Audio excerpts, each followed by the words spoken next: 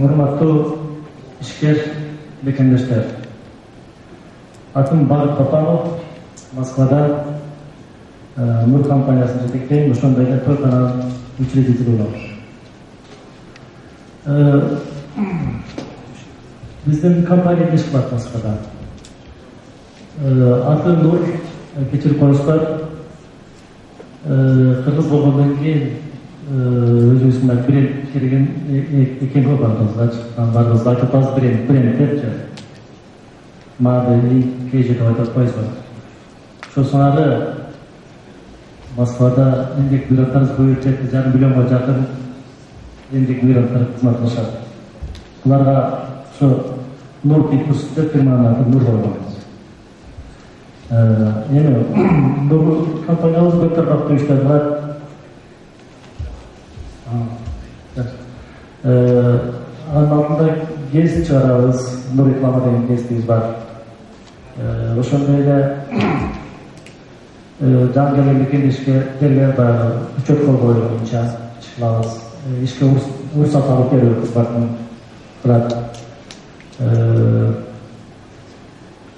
Мен мындан тышкарыда силерге айтып берген нерсе, ушу гезиттер спештеги деп атпайм да.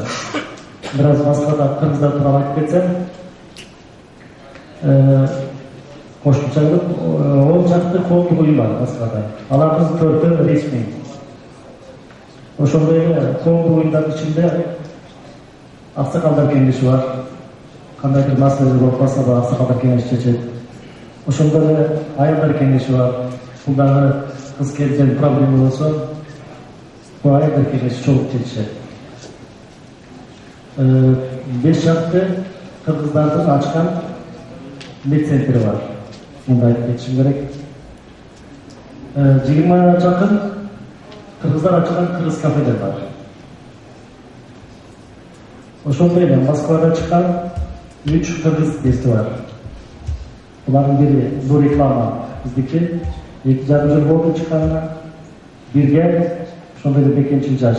Булардын редакторлары да бул жерде отурушат. Эми ошентип Москвада кызмат кылып атабыз. Эми экинчи фирмабыз тууралуу Торкуна деген кафебиз бар, 120 анын учредитель болом. Москвада 1,5 миллион кыргыз болгондон кийин булар үчүн кызмат кылыш керек экен. Буларга орустардын кафесине отура алышпайт, ресторандарына отура алышпайт. Бул 1,5 миллион эмгек мигранттар эмне болуш керек? Буларга үй жөнөшөт экен, тойлор болуш керек экен, шээринде болуш керек экен, тумак отуруктар болуш керек экен. Бактайке. Гаралгы ушул сиз массалык маалымат каражаттарын иштегенсиз.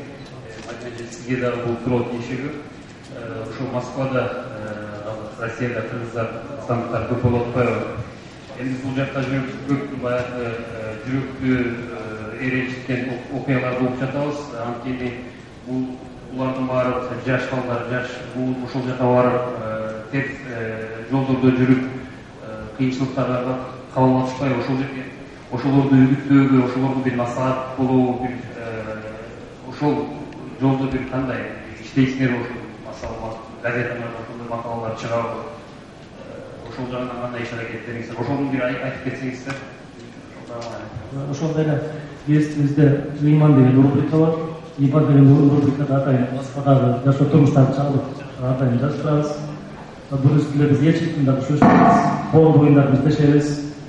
Булар ортого салынып, аксакалдар кеңеши менен, аялдар кеңеши менен ортого салып бул маселени карап турабыз.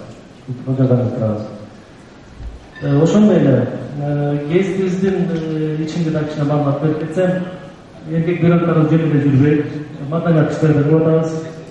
Бул эмгек мигранттарыбыз ырларда жазышат, китепте өзүнүн баягы ата журт болгон сагынычын жазып, эли болгон, ала тоо болгон сагынычын жазып, булардын жалпы китептерин чыгарып берип атабыз.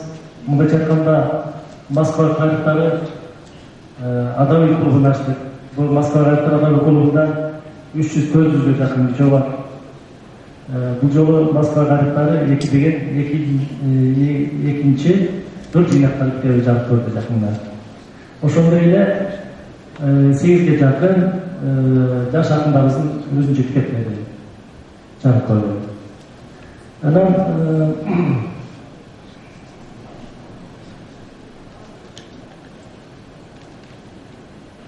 biz ошо форумду колдоп информационный партнер болуп иштештерин дегенге биз даярбыз. Биздин гезит ар дайым сиздер менен көрүшөбүз.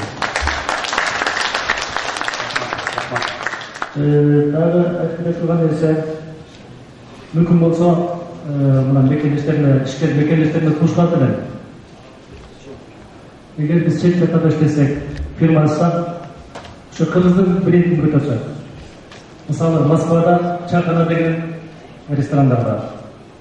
Аларды көрүп өзүнчө суктанасың. Бирде Чакана деген ресторан Москванын орто бурчунда бар. Буну ачкан кимдер? Буну ошондой орустар, еврейлер. Өзбектер эмес. Эмне дегенде Чаканасы ушунчалык жакшы услугасын көргөн жок кызматын. Орустар ушунчалык тарткан. Азыркы Москвада мода ошо японский ресторандар алда модадан алып баратат. Анан баягы жумшак отуруштары менен жакшы кызматы менен Чаканада модада. Анан биздин тилек дагы, максат дагы мына тойкана деп фирманын атын дагы орусча болбосун деп элек түз эле тойкана. Тойкана деп койдук. Биздин максат да ушундай андыктоолорго жетишүү.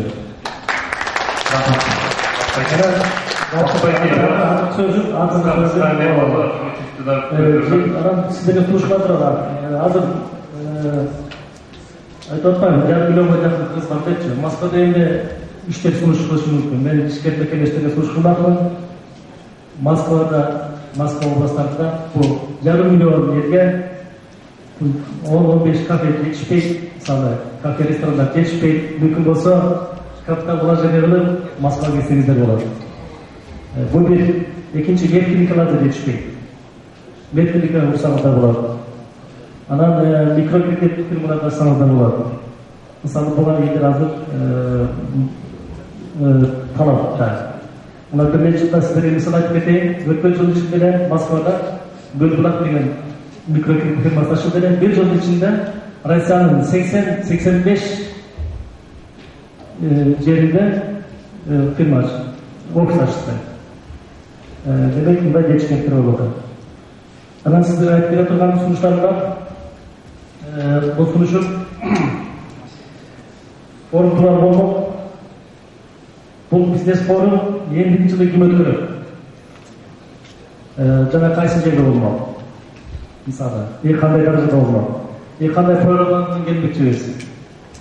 Мен өзүмдүн сунушум бар. Ошо Европа менен Орто Азиянын ортосунда ошо Турция, Стамбул району жакшы жер экен. Эгер мүмкүн болсо бардыгыбыз баягы кеңешпестен бармак оорубайт дейт. Мен Стамбулда өтө оң көрдүм, жакшы жер. Барып жагынан анан Айбек мырзанын менен бул коом оюн адамдар менен сүйлөшүп, жолдорунда эгер мүмкүн болсо ар дайым ошо Стамбулду бир бизнес форумдун центри кылып мыйнап койсок дейм да. Мен да сунушка коюп карап көрүңүздөр.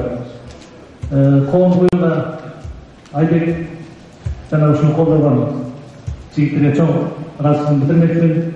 Бар болуңуздар, кыргыздар, бар бололу, аман бололу.